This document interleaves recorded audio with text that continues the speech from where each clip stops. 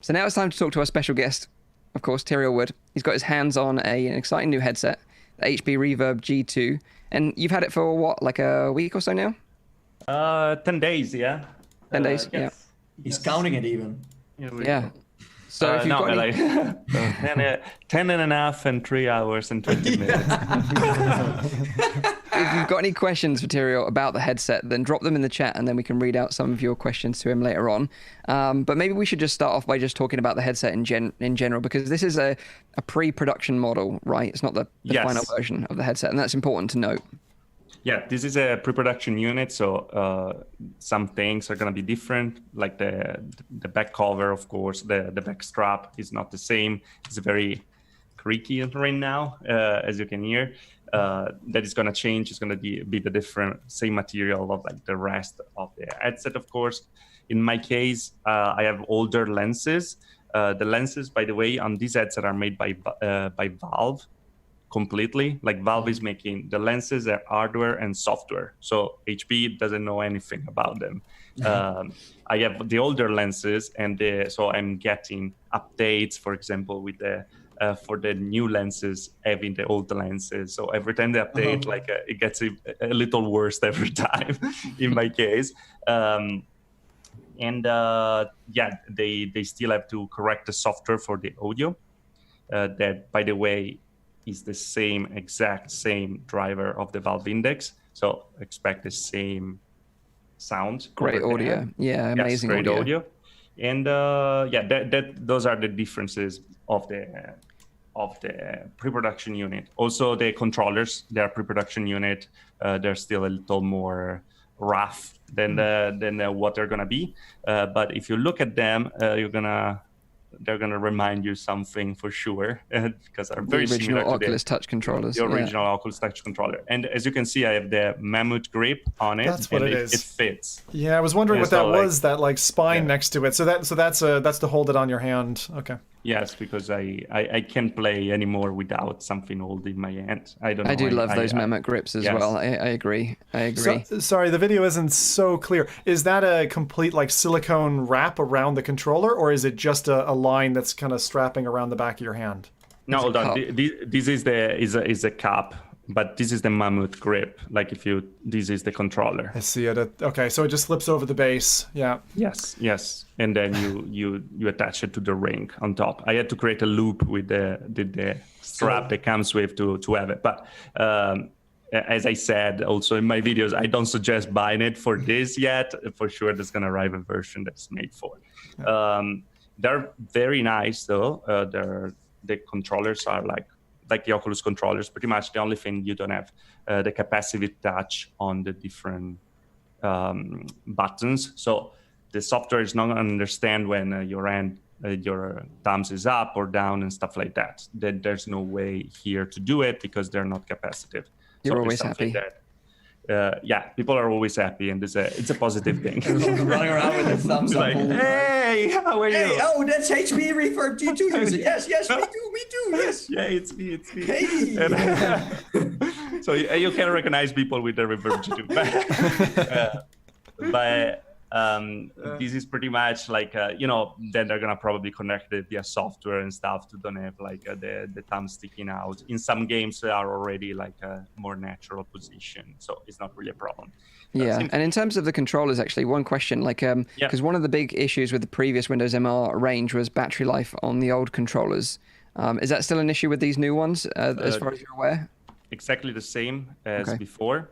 I have to say, I always suggest to get rechargeable batteries. And the thing about Windows Mixed Reality, they're a little picky with batteries, and you have to have 1.5 volt or 1.6 volt rechargeable batteries, because usually the rechargeable batteries have a lower voltage.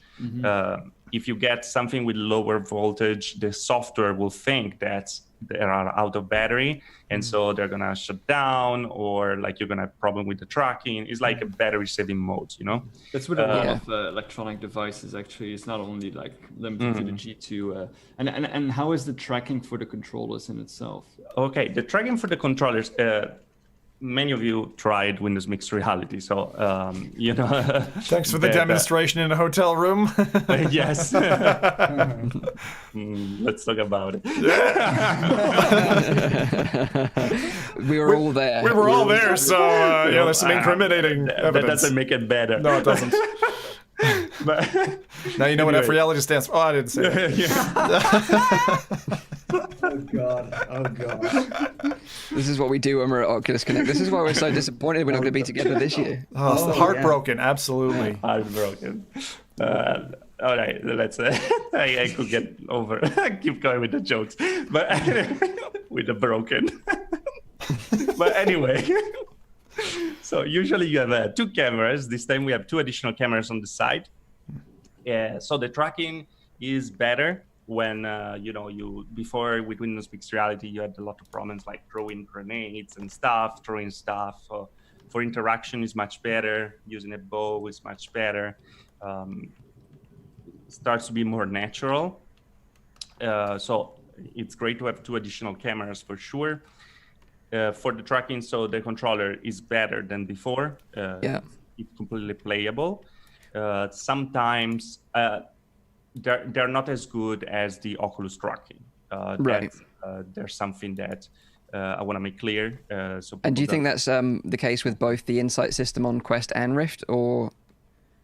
I think both. If I have to make a list, I will say Index first, then I would put the original Rift with 3 sensors, then I will put the Rift S, then I will put the Quest, and then I will put this Windows Mixed Reality. That's fair. That's fair. It is not so far from the Quest, but Oculus did some really good trickeries with the tracking to make it better, and those are absent in Windows Mixed Reality. That doesn't mean that it could be improved with an update. Yeah, exactly. But it's improved compared to what it was. Absolutely. No, it's absolutely a big improvement from what it was. I'm, like with Windows Mixed Reality, I always use Windows Mixed Reality, but I always use more all the others because after a while I was getting like, what the heck? I'm always losing tracking, you know? This time is like 10 days, 4 hours, 30 minutes, and 20 seconds. Is that correct, Nate? that I'm using just the reverb with this tracking. And yes, I had moment where my hand was flying away, like in Half-Life Alyx. Still happens, but it wasn't a deal breaker like it was before, you know? What about so much better than what it was before. Perfection is still far. I think they can improve by software, for sure. But it's Microsoft. Sometimes they just like to leave stuff there. So I hope it's not the case this time. But the tracking is all about Microsoft. There's no HP involved in that. Did you test the battery length? How long did you use? I'm using with if you use the rechargeable batteries, by the way, you can get over 15 hours of use. That's of good. Controllers. That sounds really positive compared to what we've Because heard from before. it was like a lot less, right? It was significantly less. Well, depends really on the batteries that you use, I think. Right. Because batteries also degrade with time. When you have rechargeable batteries that 1.5 volts, they degrade faster than the regular rechargeable batteries. So if I use my old batteries that I was using with the Lenovo or with the Odyssey Plus, for example, now they're at 2 hours. And what batteries would you recommend then if someone's looking to buy a Reverb G2? But they need 1.5 volts, because I think when I recommended the Panasonic Eneloops, people were saying they weren't rated high enough for the Windows Mixed Reality range. Yeah, I think that those were 1.2 anyway. Yeah. Okay. Mine are the one I use are 1.6 Ni-ZN batteries. Okay. So when you buy a HP Reverb G2, usually there are batteries coming with your headset, right? Yes. So the batteries that come with the headset, are those the correct ones? Yes, but they're not rechargeable. Okay, because I think it's okay, of course, but then the consumer knows which batteries they should get, because usually I don't think on the website it says what batteries you should get. I think this is maybe but the first I time think for the people. problem is what Tyriel is trying to say is that they burn quite rapidly through those batteries, and you will keep on having to buy batteries. So it's better to use rechargeable batteries. Yeah, true. Not all rechargeable batteries will work. That's why it's important. Yeah, but it's nice from HP Tools to get some info on, of course, what people should use, because then people place a review saying like, yeah, my controls, they suck because this and that. So if you have like a little, I don't know what they do on their website, maybe some info on that, because I don't think everyone is gonna contact you every week like, hey, listen, what batteries should I get? The fact is, like, if you don't use rechargeable batteries, you're fine, because like regular batteries are always 1.5 volts. Exactly. Instead, the rechargeable batteries usually are 1.2 volts, and that's where the problem starts. Right. It's like you have to get rechargeable batteries that are as good as regular batteries. So if you just buy packs of batteries, it's not a problem. Yeah, a question for you, because I coming from the States, I would say that their culture with respect to rechargeable or disposable batteries, the US is very much a disposable battery place. Yes. And it actually horrifies me to this day, because it's like, if you just bought one set of rechargeables, you wouldn't have to. And I feel like in Europe, we're a lot more heavily into the rechargeables because of a lot of the recycling programs and things that we have here. But in the States, it's like people are all checking out at the supermarket with these giant packs of batteries. And it's like, it's the equivalent of smoking. You know, it's like you just throw those in a landfill when you're done. So anyway, I think it's stupid to buy like those batteries. True. It's like very strange. I haven't tried them yet, but I recently got these batteries, and they're also rechargeable 1.5 volt with like a USB thing. That was something that Zim actually recommended to me before, since I know that he used this kind of stuff. I haven't used them yet, so I can't like vouch for them. They're called Sorbo, SORBO. AA 1.5 volt, 1,200 milliamperes per hour. So that's actually that's a copy. It's about 75% or 70% of the capacity of a usual AA battery has the USB header on it. That's actually a copy of the UK patent, which dropped maybe 6 years ago. The original company is USB Cell, one word, USB CELL. And they have a number of products, including a AAA battery, but they're really neat because if you're traveling internationally, you're sitting in an airport, you don't have a charger that needs mains connectivity. You just pop those in, let them charge away, and then you've got it for your camera or whatever you need it for. You know, so they're really neat. I'm just saying it because I'm in the Northern American market, so it might be a different name or a different brand over there. It's good to hear that the controllers have been improved, because that was, let's say, for me, the only reason to be kind of like, I don't know about this, G2. Of course, like most people who want to buy this are sim users, but hearing this from the gaming side, overall, it's quite interesting. Yeah, I will tell you, if you come from the Oculus, you know exactly what, like, you're gonna feel completely at home. Like there's nothing really different over here. It feels exactly the same. And for me, it's a good thing, because if you want to create a standard, I feel like Oculus created a standard with the controllers, and I think that is a good standard to have. These have a little less features because they don't have all the capacitive touch and stuff. But at the same time, you can play the games in the same way. Like you can load the binding on Steam, for example, the Oculus controllers. Did you try Revive as well? Yes, Stormland I was playing on with the Reverb. Ooh, and it's also performing well, the games. Stormland never performed well with Revive, to be honest. Because some games it's a bit of a hit and miss with Yes, Revive exactly. Sometimes. Some games works better, some games less. Defector worked pretty well. Asgard Vrat worked pretty well. And, you don't have to change anything with bindings. Usually with Revive, you're like, oh, where's the button to do that? It's exactly the same. Wow. So it's pretty cool. But the coolest thing about this headset is the screen, because this has two LCD display, 2160 by 2160 RGB pixel arrangement.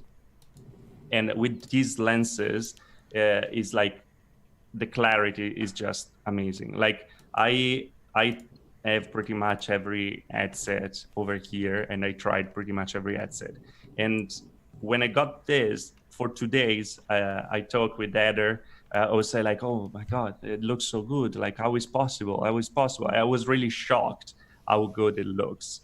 I tried like the 4K Pimax before and stuff, but with these lenses and this screen, it is just top notch. Right now is the best visual experience you can have. And That's because like my personal like the resolution is the same as the previous generation Reverb, and you tried that as well, right? So you Yes. think that the magic with this new one is specifically the lenses from Valve? Well, they also changed the panels. Right. Like these are new panels. Like the old panels had a problem with the Mura. They told me, we had a call, private call. They told me that it wasn't really Mura, but they messed up some stuff in the lighting of to light up the LCD display. So they were creating a perceived Mura. Yes, the backlighting was a perceived Mura, wasn't really Mura, but at the end was Mura for us seeing. So they changed completely the panel. Our new panels are actually better colors. And also, yes, I would say the lenses are the part that makes a big difference. That's interesting. Because we've been saying on this podcast for a while already that it would be nice to see more innovations in that particular field rather than just like pushing resolutions, because I think that a lot of stuff can still be done by experimenting with like different kind of lenses. It's interesting then. Like, what do you think? Do you have any specifics on what is different in these lenses? Like, and how big is like the sweet spot and all of those kind of? All right. So I did a lot of. I don't want to sponsor stuff and anything, but I did a video like in a room trying to understand a little like what is the sweet spot and stuff. And I would say that you lose clarity just at the end, like the 10% at the end. There's like this room in Steam VR that you can try if you have Steam VR. It's a Steam VR room. It's like a room that you can download where there are all different tests for the headsets to try. And so I tried like the visual test to see how much I can read, how far I can read, and really I could go pretty much at the end of the room when like I was like 10 meters with the Valve Index. I could go like 17 meters with 16 meters with this one, and still read the last part of the test. Then there's another oval, circles one after the other. So you see when you stop to see the circles, and that's where I think it is around the 10% at the end that you lose the clarity. So the sweet spot is very big. Everywhere you sit on the lenses, so the eye box is also very big. It doesn't matter. Like even if you change the APD completely, you're gonna have eye strain because the software is gonna change the distortion of the inside, but still you're gonna see everything. So they Valve did a great job with these lenses. They're better than the lenses on the Index. That's what I was going to ask you, was just in terms of, because the Index lenses for me have always been a problem with this kind of odd reflection you get on the edges of those lenses. How do these fare in terms of like reflection on the lenses, anything like that? God rays, can you talk about that for a little bit? These lenses are much simpler than the one that we have on the Index, because in the Index are double stack lenses. So you have like a two lenses technology attached to each other, and that's what they did to have a little bigger FOV. But at the same time, slightly canted as well, aren't they? Yeah. Exactly. Yeah. At the same time, they having two lenses so close, you create glare, you create a little God rays and stuff, because you can control completely the light. Instead, here is just the part on top, let's say, of the Valve Index, just the first part of the lens. I mean, the shape is also different, by the way. I can show it. Yeah, I do. I've been running some of your videos in the background as well, too, just because you've done such amazing. And for anyone who doesn't know, Tyriel Wood does amazing side-by-sides, like best in the market. Great photography, videography from you. Always. Thank you. I mean, your stuff is it makes stuff look so sexy. And I immediately want to get my wallet out for this thing, even though I swore I wouldn't. we raced together as well. So, there's another question that's just stemming from me now, which is, how does this thing look in Assetto Corsa? It's great when you can see it. When you really have to like brake every time, it looks incredible. Like that's why I jumped in Assetto Corsa Competizione more right now, because the graphics are a little better, and I really wanted to enjoy more about the game. And the problem with the Assetto Corsa Competizione is that you can't really run it at full resolution because it's going to kill your PC. And so you can't read the text, not because of the headset, but you can't read the text because of the resolution. Yeah. So what you're saying, great headset for simulators, so VTOL, Star Wars Squadrons soon. Absolutely. Yeah. Racing sims, Elite Dangerous, you could go on forever. Everything that is, making use out of like a far distance in a game. I would say not just simulators. I would say actually it's a good headset for everything. The first G1 was just for simulators. I would say that if you have to do anything else, just don't. Yeah. Like, but for the rest, you need controllers. And first, exactly, was the controllers. But as you said, they're pretty solid. This one, it's okay. It's not the best, and I wanna put it like a point. It's like in the list is like, and is in the mid list of the tracking of everything we have on the market. Like the very mid, but is enjoyable, completely enjoyable, and really I didn't feel the need to go back to the Valve Index. Also because it's so light, it's so small that you just. I want to show you my Valve Index to see how many stuff there are on it. Because I think it's important to talk about price, right? Because to make it comfortable, you see. Right, I see. Thing on the back to make it more heavy on the back. There's the strap. For the audio, for the audio listeners, can you describe what you've done? Because this does not look like an index. It looks like a Frankenquest or something. What are you showing us? No, there's like a strap on top to balance better. Of course, on the top because it's kind of heavy. The index in the front. There are like 25 grams on the back over here, 100 grams on the back to balance better with the back. There's the VR cover to make a little more soft in the front. There's the VR cover over here as well, and then on top, because it gets hot and because it's summer and you sweat, I have these two little fans, so you get the air going on. Does it have Google Assistant or anything in there? Under this there's everything. What did you do to the front of it? The front of it's a little different. Is it 3D printed or something? I 3D printed myself. I found the file on Thingiverse. It's super cool. I really love it. Like the way it's like the super hot kind of style, right? Yes. Polygonal. Yes. It's very nice. But instead this one I'm using it just like this, and I'm happy. So do you think your index is going to be relegated by this headset to a certain degree? A little, yes. I love the index controllers. They're my favorite controllers in the market. So if I have to play like some games, I really want those controllers. But if I play with the index, I will miss the screen and this comfort and stuff in general. It's a little bit of shame then of what you said about the controllers for the HP Reverb, that you would place them on the not on the bottom, but quite low compared to the other tracking solutions in terms of controllers. Since it seems like they have a really great headset that kind of misses on a couple of points that might be crucial for more competitive players or people who are not sim racers. Do you think that if the controllers would improve, that this would apply to a broader range than of people, just in general?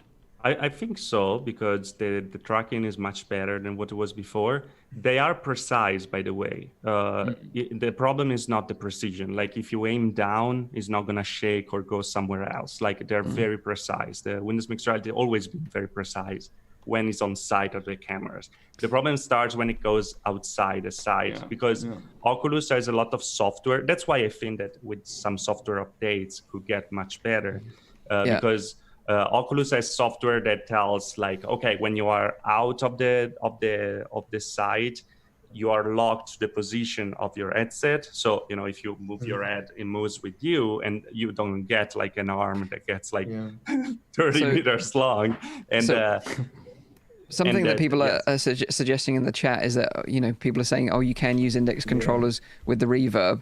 Obviously you can with the Rift as well, but there's a lot of effort and work involved. You still need base stations. They're not going to naturally connect with the Reverb, and you're going to be able to use them. It's not that easy. You need to buy base stations. You need to set them up in Steam VR. It's quite a complicated setup process, I would say, right? Absolutely. And then like I would never like I feel like if you want to buy an headset, you don't buy it because you can mod it in the future. You buy it because it's a good headset. And if I have to review an headset, I don't review an headset with all the mods before reviewing it regularly, because the regular person, like the regular person who will buy is the person that just buy it and expect it to work out of the box. Yeah, and that way you can also add everything that is missing to it. Yeah, exactly.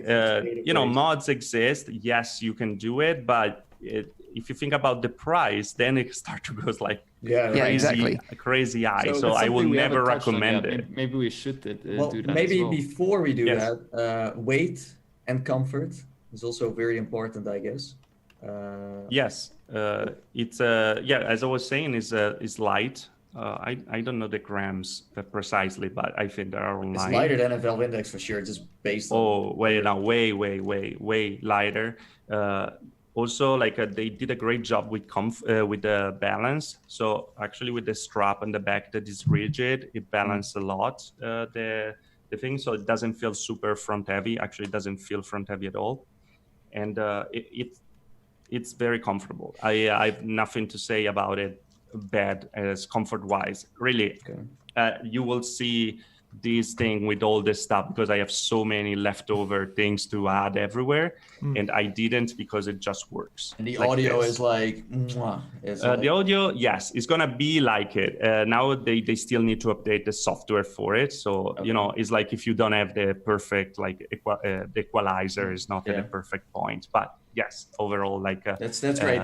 The only thing that it does not have compared to the Velvet is like that microphone is a different microphone, because the Index has a super neat microphone. Yes, but these actually have very good microphones as well. It does? Yes, you can listen in. I made a video about the screens. So if you want to know more also about the lenses and screens, I made a video about it. And sorry. It was actually about the tracking, the video about the tracking, and also all the mid section when I was actually playing, I was using this microphone. And over there, I used the raw sound completely. Like I didn't even, I didn't want to change anything on Premiere while I was editing to make the sound better, because I wanted to just give the idea of what is the sound.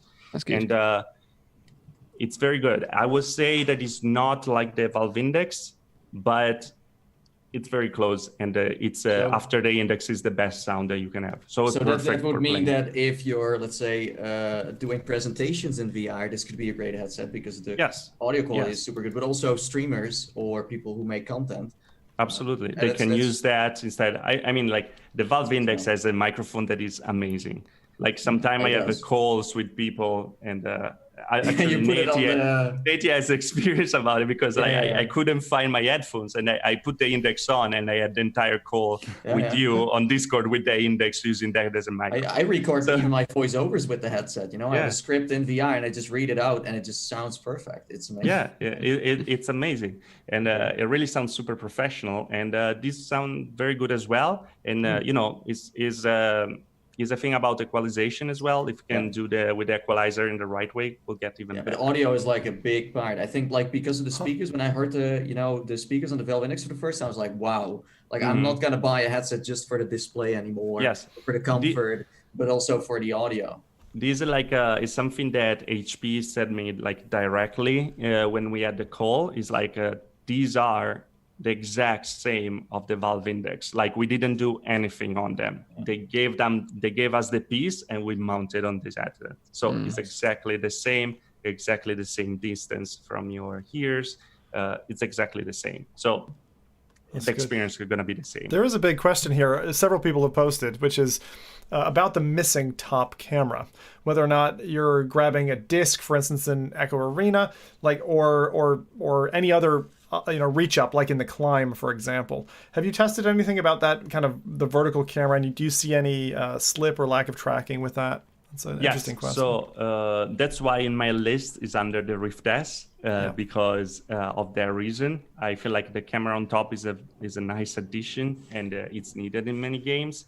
I would say when you have now you can't see, but when you have your hands up, try to imagine where my hands are, like go up, from this position on in this way, it's fine. If you go inside, like in the inside part, you start to lose tracking. So if you go vertically above your shoulders, you're okay, but anywhere towards the center of your head, no. Yes, exactly like Worth that. knowing. Because Thanks. the cameras on the side, they pretty much cover. They are pretty much flat, the camera, so they don't aim down, but they aim completely outside.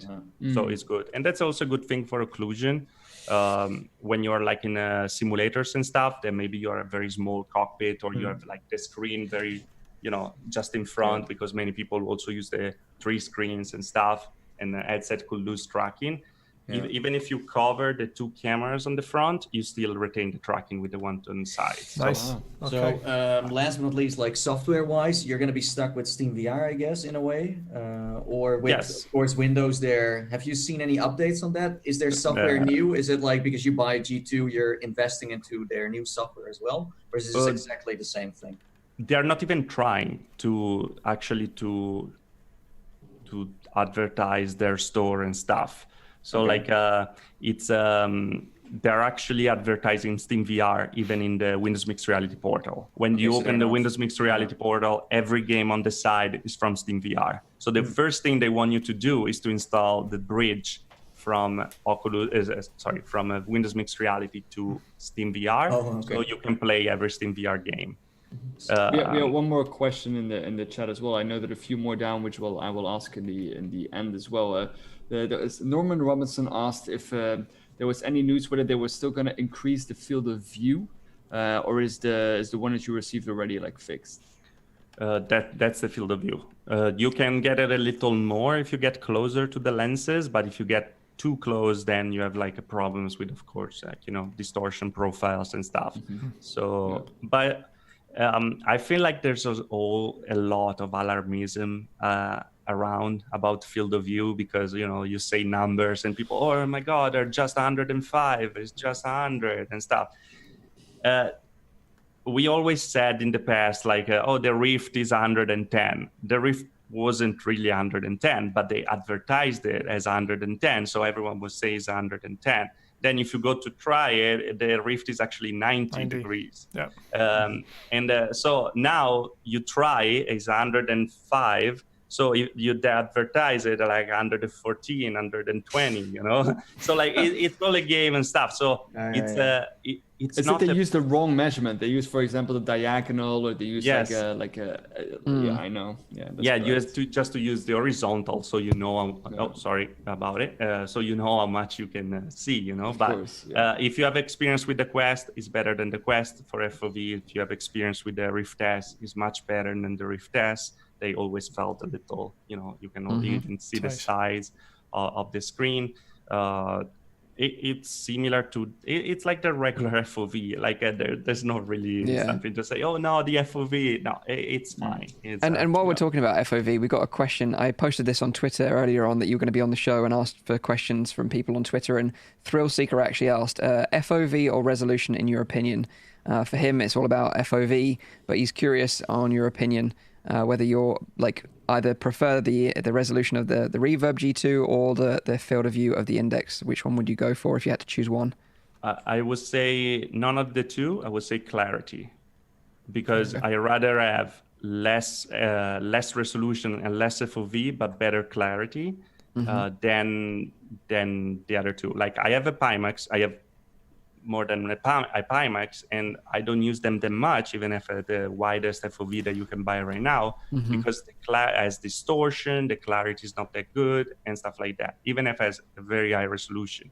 There are other 4K displays that we had in the past that weren't that good for clarity, and so they just they go in the I think when you bought the headset from Walmart, Mike, that had the 4K displays, right? Amazing clarity. No, exactly. So exactly. So, are you saying that the clarity on the G2 is top notch? Yes. Yeah. It's I don't want to sound like a fanboy, because sometimes I really sound like it, but it changes some games. In Half-Life Alyx, just looking at your hand, it's geez, how much details they put on the freaking boards, and I played it with the index. So I didn't play with the, I played with the headset they wanted me to play with. And using this, I'm like, wow, I didn't see this stuff. It's like things like looks different, like you have a board. When you walk around, you can read the newspaper without like sticking it into your face. It's like it makes a difference. I feel like every headset should start from this now on. The trend is blaming you for dodging the bullet though, Tyriel, because Clarity is like, for example, Nimsoni says Clarity is a very wide-ranging label. It pretty much includes all the others: field of view, resolution, and distortion. So it's a very smart answer. I understand what he's getting at. He is a fanboy. I'm a fanboy. I'm defending. But like seriously though, like the recommendations you have done so far are very good and very great, very informative for not only people who are VR enthusiasts, but also beginning consumers. So everyone can kind of, get into this, because I mean, talking about a display, talking about numbers can be very complicated. Yeah. Also, just another thing, there's a link in the description to Tyriel's channel. So if you want to subscribe or you want to watch some more HP Reverb G2 stuff, and just check it out. But I think it's maybe good to, as Mike also hinted towards, that is like price, because where does this headset sit? Is this like I on Twitter said it was like a mid-tier kind of like headset in terms of price? Yes, this is gonna be $599. So it's gonna be $200 more than the Rift S and the Quest, and it's gonna be $300 less than $400 less than the Valve Index. And that's I feel yesterday Mike asked me a super good question that I think that is the right way to put it. Like, who do you see like buying this? Like, what is this for? And I would say, and answering your question as well, Nate, I would say that this is the perfect price, and I was super happy. I was expecting $699 to be honest. So seeing like this price, I was very happy about it from the beginning, because you have so much more adding $200, and you don't lose that much taking out $400. So it's like in the phone market, it's like if you buy an OnePlus. Like not anymore, because now they make a super expensive again. But it was like 2 years ago buying a OnePlus phone. There was like they called themselves the iPhone killer. No, not the iPhone killer. Shut up, Rowdy. Oh God. It was they said the flagship killer. Right. So exactly. The thing is like you have a great specs, you have a great headset to play, because that's the most important thing, and it doesn't cost a bank to have a very good experience. And I feel like the jump is if you have $200 more to spend from an Oculus product, I would spend it. Yeah, that's important. That's nice. I think it depends on the budget.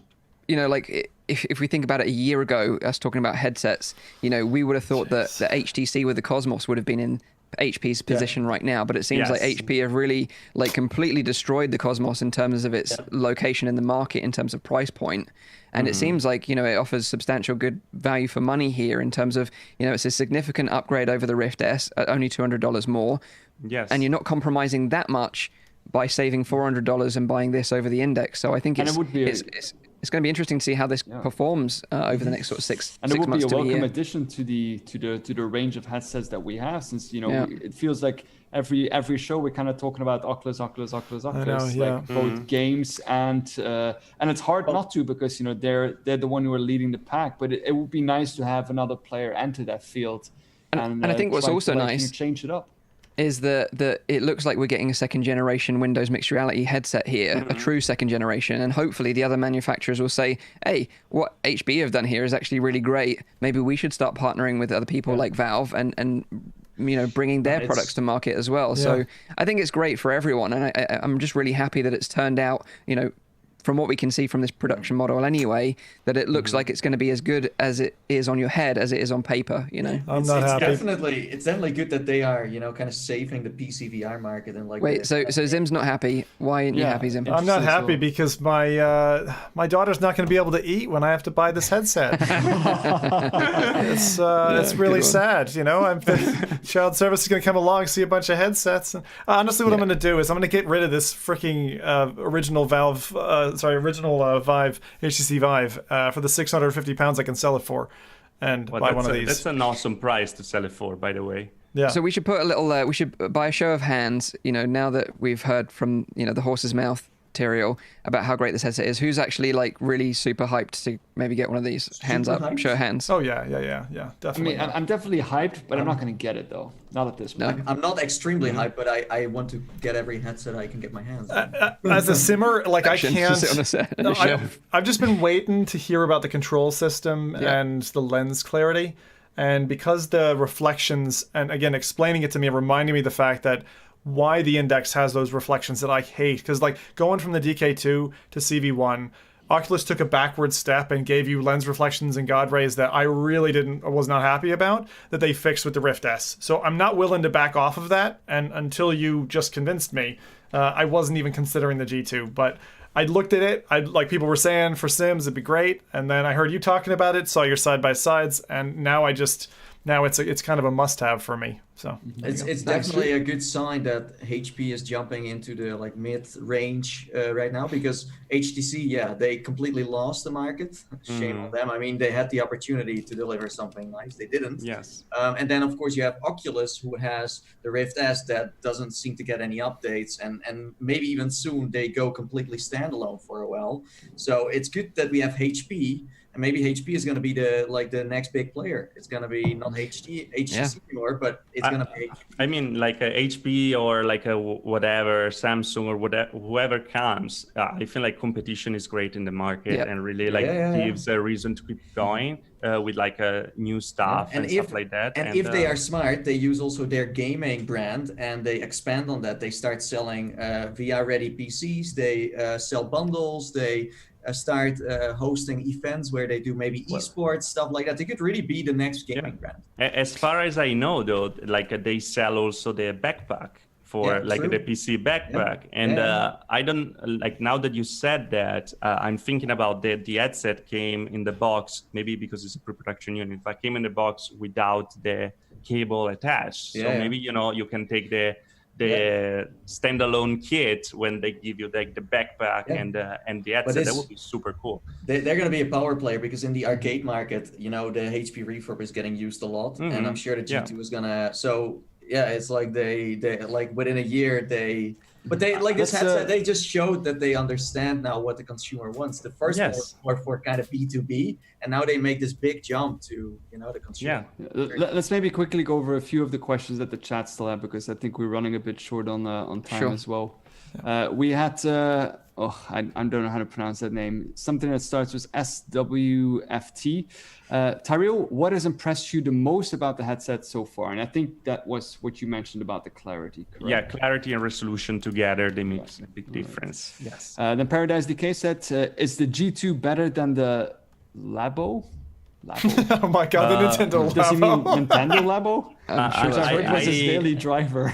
I don't know, because I always use my Labo every day. Because Nice. But we had Ananook asking, how hyped is Tyriel about this headset on a range of 1 to 10? What is your hype level, Tyriel? I'm I don't know. I would say 8.5 to stay like politically correct. Wow. Politically correct, but I mean, I don't know if I'm hype at saying that I'm hype anymore is the right thing, because I have it in my hands. You still need the games, right, to be extremely hyped. So. Yes, exactly. But for the future of VR, maybe then. For the future of VR, I like if we start from this and we start to build out of like this kind of clarity and screen, like super hyped. Give me 10. Nice. Great answer. The VR Vibe set, what was the ease of setup like? You connect it, you start. It's Windows. It's Windows. You have a PC. You have it already. All the drivers installed on your PC. Yeah, So a lot of people don't know that Windows Mixed Reality Portal is pre-installed on all Windows 10 machines.